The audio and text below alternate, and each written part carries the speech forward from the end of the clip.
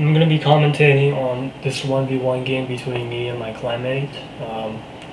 It's one of the best of threes we played, but it ended up being 2-1, and I won. But this is just one of them. I'm gonna use it to demonstrate how to play 1v1 on certain macro-based maps. So this map is one of the ranked maps, and you can see here it has a lot of rocks. So one of the things that you have to be aware of when you're playing a new map, for example, is to secure all the important strategic locations, and as well as knowing where all the reclaims are, because the reclaims will give you a lot of mass early on. So you want to use those to boost your economy and possibly to build some kind of all-in kind of a spam build or something like that. But anyway, you want to secure your strategic locations. So those 7 mech positions are really important. So how do you secure them? You have to put a lot of units on them. Not too much defense, because defense are really expensive, and once they have like artilleries, like T1 artillery will like totally pwn the T1 turrets easy. So you want to have like units instead. And whenever you're sending out the engineers to build mech positions, you want to have some light bots and scouts to guard it in case of enemy harassment. You don't want to send it alone. You never send your engineers out alone because they're really valuable. Because once you lose it, you're gonna have to send another one from your base, and that will take resource and will take time. So, but that's one of the things to know. So when you're like trying to harass your enemy, try to kill his engineers early on. Like try to kill the engineers that are going out to build nexus. That will really like stall him for a little bit. So here you don't have to protect your commander with anything yet, because naturally commander right now is basically like invulnerable to any kind of harassment.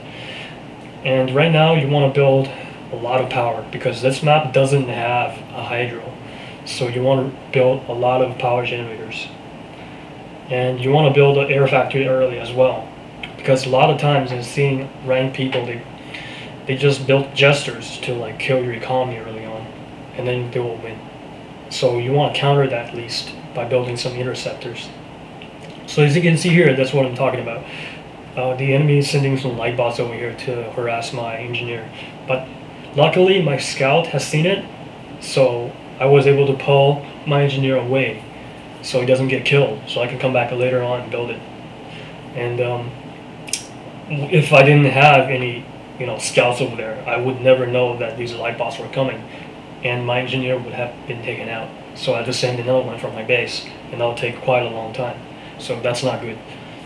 And right now, you want to save up a few interceptors before you go into his base to scout what he's doing.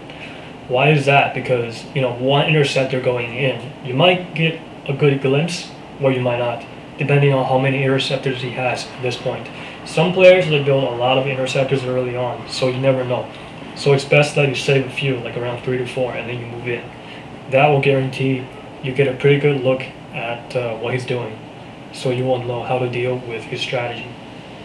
So right now I'm sending the interceptors in, and I'm just going to take a look at what he's doing. So he has a mech set up outside his base, and I can see a grid sort of layout of his base, so I'm assuming that he's probably teching. And I don't see he's building any proxy factories around his base either, so which means that he's going for more of a tech build instead of more of a macro-oriented spam build. But I would say that this kind of macro spam build is going to work on this map, because the map is very spread out, so you can run all the spam units into his base, and it cannot cover every single area. The thing about spam is you want to like attack from all directions.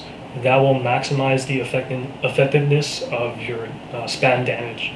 Like, for example, if you have like a really tiny choke and you have tons of spam, like they don't go in. You know what I mean? Like they will take tons of damage from AoE attacks. Like, for example, Field of Ice is a really good example.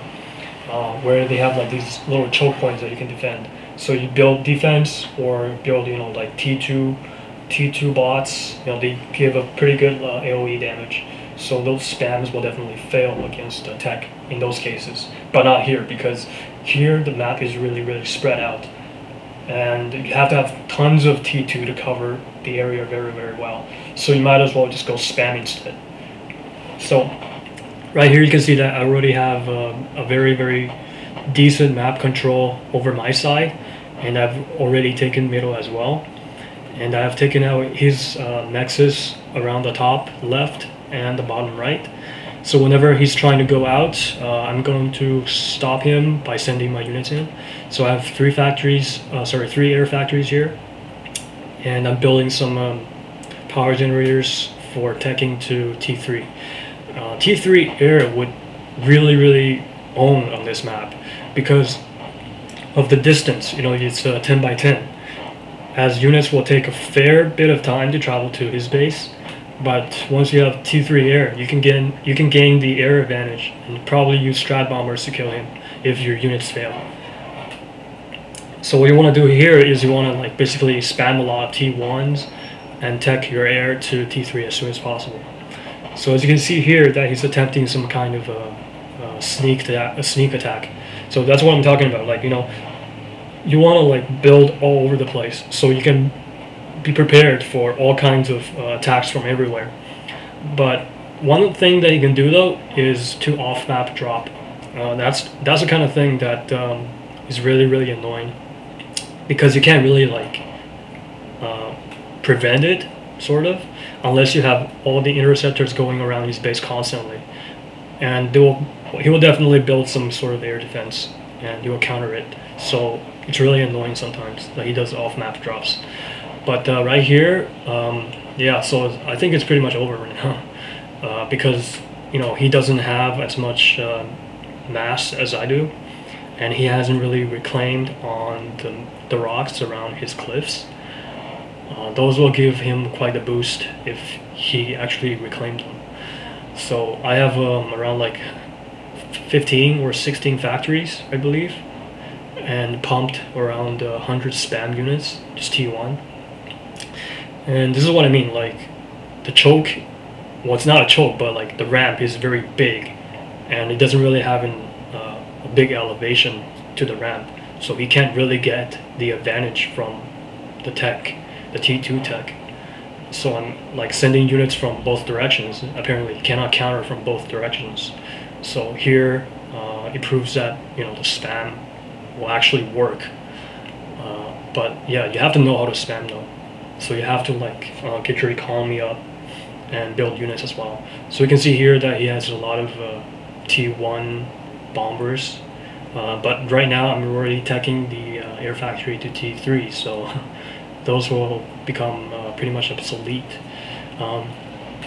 So yeah, this game is definitely over. Like, it's like over 100 units in his base, and he doesn't have a single unit left. So yeah, GG, and I hope you enjoy this commentary. I'll be making more low eco, probably ranked team games or whatnot in the future. So see you guys later.